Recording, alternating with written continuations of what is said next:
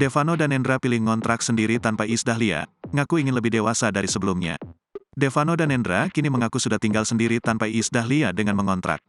Devano dan Endra pun menyadari setelah dirinya tinggal sendiri, komunikasinya dengan orang tuanya sudah berbeda. Dikutip dari Populer Seleb, Rabu, tanggal 15 Maret tahun 2023, Devano dan Endra mengaku hal ini sebagai bagian dari pendewasaan dirinya. Mama sama papa baik-baik aja walaupun sekarang udah tinggal sendiri kali ya aku. Jadi udah mulai dewasa aja sih, semua udah beda. Sekarang aku juga tinggal sendiri jadi kontak-kontakannya udah beda, terang Devano dan Endra. Saat disinggung perihal alasan tinggal sendiri, Devano dan Endra mengaku ingin belajar banyak hal. Aku nggak mau nantinya aku gede, aku belum ngerti apa-apa. Jadi aku memang sejujurnya aku ngontrak, ujarnya. Dalam kesempatan tersebut, putra Iis Dahlia itu mengatakan bahwa dirinya sudah lama untuk memulai mengontrak. Ia ingin belajar dan berusaha untuk bisa menjadi pribadi yang lebih dewasa lagi. Iya, udah lama, ngontraknya, jadi intinya aku pengen belajar untuk jadi dewasa aja sih.